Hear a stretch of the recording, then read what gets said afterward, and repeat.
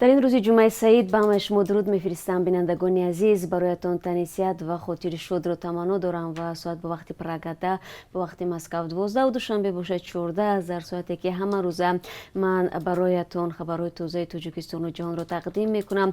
البته چون همیشه خبرهای زیاد دارم دوستان و در این صحبت از پروازها و قرب اسعار نیز یادآور میشوم. دیروز در حدود جماعت سنگوار ترما فرآمده پیش روی مجروی رنگ نو رو گرفته است. کمیته حالتهای فوق‌العاده تاجیکستان میگوید هرچند بسته شدن مجروی آب خطرزا نبود اما اهالی دهه خبردار کرده شدند. به قول منبع مجروی آب تازه کرده شده است، تلفات و خسارات ثبت نگردیده است. همزمان در شبانه روز گذشته در حدود نواحی اشکوشیم و مرغاب ولایت مختار کوهستانی بدخشان ترما فرآمده است. فعلا حرکت ماشین ها در شاهراهای اساسی کشور بدون محدودیت جریان دارد. سخنگوی حالتهای فوق‌العاده تاجیکستان میگوید 25 کارمند این نهاد در ولایت ختلان در مورد واکنش سریع به حادثه های اضطراری آموزش های عملی را گذاشتند. ماه آینده ساکنان تاجیکستان با نظرداشت روزهای عید در مجموع 13 روز استراحت خواهند کرد. فدراسیون اتفاقهای کسبه مستقل تاجیکستان میگوید وابسته به تجلیل روز مادران در کشور 8 مارد که به روز دوشنبه راست میآید استراحت اعلان شده است. همچنین امسال مردم در جشن نوروز نه 4 بلکه 6 روز استراحت میکنند، زیرا سنه 21 مارد به روز یکشنبه راست میآید. باعث تاکید است که طبق قرار استاد جمهوری مبارزه با کووید 19 تجلیل نوروز امسال با شکوه نخواهد بود. هرچند در کشور تشکیل چهاربینی‌های فرهنگی و ورزشی و تنتنه‌های عیدانه اجازه داده شده است، اما نمایش‌های عمومی تئاتری در میدان‌ها منع گردید. ضمن سال گذشته صرف نظر از آغاز پاندمی کرونا ویروس در همسایه کشورهای تاجیکستان مقامات جشن دست جمعی نوروز را با شرکت 12,000 نفر برپا کردند. این تصمیم مقامات که تا آخر ماه اپریل به نبود کرونا ویروس در کشور پای فشاری میکردند مورد انتقاد قرار گرفت. تجلیل با شکوه نوروز در حالی بود که از منطقه شمال تاجیکستان خبرهای تشویش‌آور درباره گرفتاری برخی ساکنان به پنیومونی غیر معمولی دسترس میشد.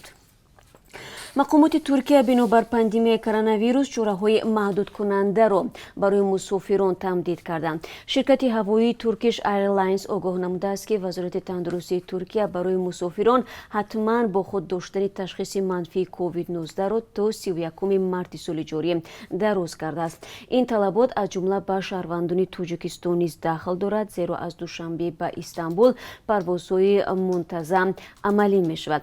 مسافرانی که چنین معلوماتنامه طبی را ندارند به هواپیما راه داده نمیشوند. ضمناً در رابطه با پروازهای دائمی میان تاجیکستان و روسیه هنوز هیچ خط و خبری نیست به اصطلاح و میدونم که زیاد میپرسید. باز امروز هم در این باره طبق معمول پروازهای چارتری ادامه دارد و ما منتظر پاسخ روسیه هستیم تا اینکه به تاجیکستان چی جواب میدهد که امکانی راه اندازی پروازهای دائمی وجود دارد. ولی دیروز برخی از شما درباره نرخ بلیط ها از روسیه به کشورهای آسیای مرکزی از جمله ازبکستان و قرقیزستان پرسیدید.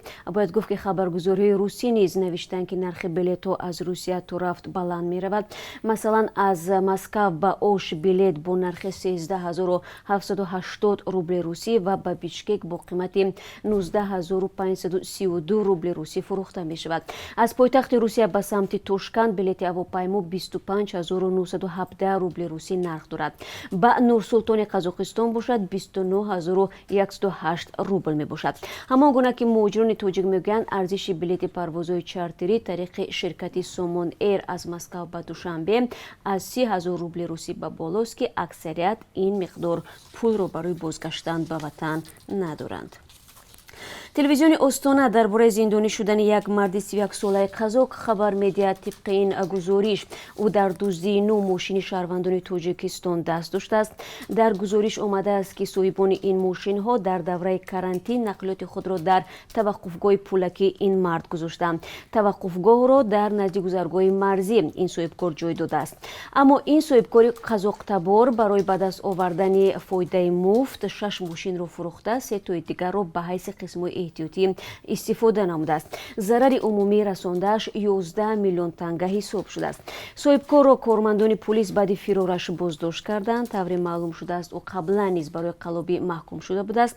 ин дафъа додгоҳ гумонбарро ба 4.5 соли зиндон ҳукм кард.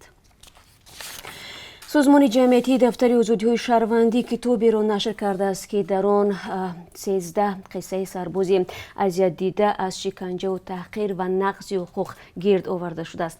китоби мазкур бо забони тоҷикӣ ва русӣ таълиф ёфта ба забони англисӣ низ тарҷума хоҳад шуд.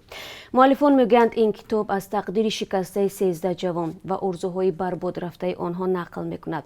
саргузашти нафароне, ки бо хоҳиши худ ба хизмат рафтанд, аммо дигар барнагаштанд, ва ҳам онҳое, ки бо зур ба артиш бурда шуданду барои як умр маъюб гаштанд. қиссаи сарбозшикор ва меҳтарсолорӣ ё дидавшина, ки ҳарчанд вуҷуд дорад, вале расман эътироф карда намешавад. қиссаи ашкҳои талхи падару модароне, ки писаронашонро аз даст доданд ва захмҳояшон ҳеҷ гоҳ шифо намеёбанд. ба гуфтаи дафтари озодиҳои шаҳрвандӣ, китоби зерин ба хотираи Шаҳбол Мирзоев, сарбозе, ки 7 соли пеш дар артиш маъюб шуду баъди ранҷу азоби тӯлонӣ моҳи ҷорӣ даргузашт, бахшида шудааст. маҳз қазияи Шаҳбол барои чанд сол масъалаи бадрафториро дар артиши Тоҷикистон дар матбуот ва ҷомеа доғ кард ва сабаб шуд, ки вазорати дифоъ барои пешгирӣ аз ин зуҳурот дар сафи нирӯҳои мусаллаҳ чораҳои иловагӣ андешад. аммо бо ин ҳам ба гуфтаи дафтари озодиҳои шаҳрвандӣ аз наздикони сарбозон онҳо соли тақрибан то 1000 шикоят мегиранд, аммо ҳуқуқшиносони ин марказ мегӯянд, исботи далели дидавшина ё бадрафторӣ нисбат ба сарбозон ниҳоят мушкил аст. ҳатто дар ҳолати марги сарбоз дар мавридҳои хеле кам шахси гунаҳгор ба ҷавобгарӣ кашида мешавад. соли гузашта ба Красноярски, Русия, тақрибан 5000 шаҳрванди Тоҷикистон барои кор рафтанд. дар маҷмӯъ ба ин минтақа дар соли 2020 беш аз 50000 шаҳрванди хориҷӣ сафар карданд. аз ин миён теъдоди бештарашон муҳоҷирони тоҷик буданд. дар айни замон дар ин давра 3415 нафар аз зодагони Тоҷикистон ба ватан баргаштанд. хотиррасон мекунем, ки баъди баста шудани марзҳо моҳи гузашта аввалин гурӯҳи тоҷикон ба таври муташаккилона барои кор ба сохтмонҳои Иркутск фиристода шуданд ва ҳудуди 200 нафари дигарашон мунтазири дарёфти иҷозати сафар мебошанд. бинандагони азиз, аз мавзӯъҳои ҷаҳонӣ то ҳамин лаҳза ҳамлаи амрико ба ниманизомиёни тарафдори Эрон дар Сурия аст, ки ба гуфтаи Пентагон ин иқдом дар посух ба ҳамлаҳои мушакии ахир алайҳи маҳалли ҷобаҷоии нирӯҳои амрикоӣ дар Ирбили Ироқ сурат гирифтааст. ҳамчунин эътирозҳо дар Арманистон бо талаби истеъфои президенти ин кишвар Никол Пашинян низ дар сархати хабарҳои ҷаҳонӣ қарор гирифтааст. Пашинян истеъфои пеш аз муҳлат аз мақомашро рад карда, вале ишора намудааст, ки имкони баргузории интихоботи пеш аз муҳлати парлумонӣ вуҷуд дорад. хулоса, дӯстони азиз, ин ҳаводис дар ҳоли таҳаввул аст ва мо дар давоми рӯз онҳоро пайгирӣ хоҳем кард.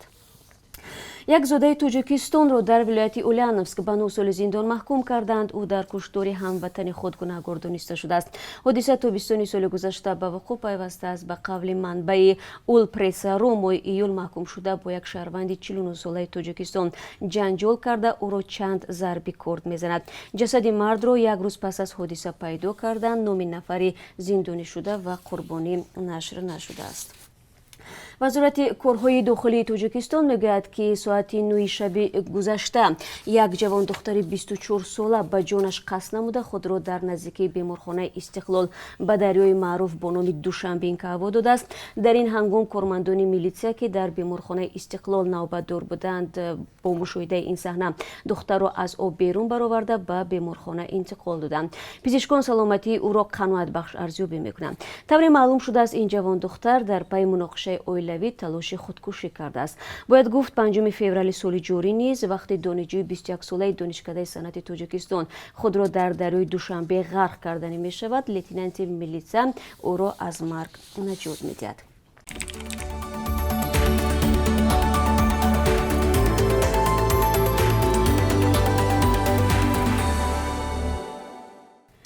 ва бинандагони азиз, чун ҳамеша дар поёни суҳбат барои шумо дар бораи қурби асъори хориҷӣ маълумот медиҳам. Бонки миллии нархи $1 имрӯз 11 сомониву 30 дирам ва 1 евроро 13 сомониву 82 дирам таъин кардааст. Имрӯз 26 феврал 1000 рубли русӣ расо 153 сомонӣ нархгузорӣ шудааст ки нисбати рӯзи гузашта 2 сомониву 30 дирам камтар мебошад. хуб, ин чанд хабаре буд ки ман хостам барои шумо азизон бигӯям. хабарҳои бештар аз инро дар барномаи хабари 3 соат пас тақдими шумо хоҳем кард. Бо умеди дидори навбатӣ худро эҳтиёт кунед ва бор дигар рӯзи ҷумъаи саидро таҳният мегӯям барои якояки шумо.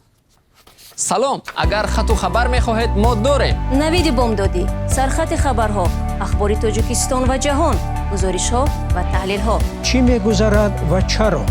донистан фаҳмидан аст. замима ё апи моро бигиред.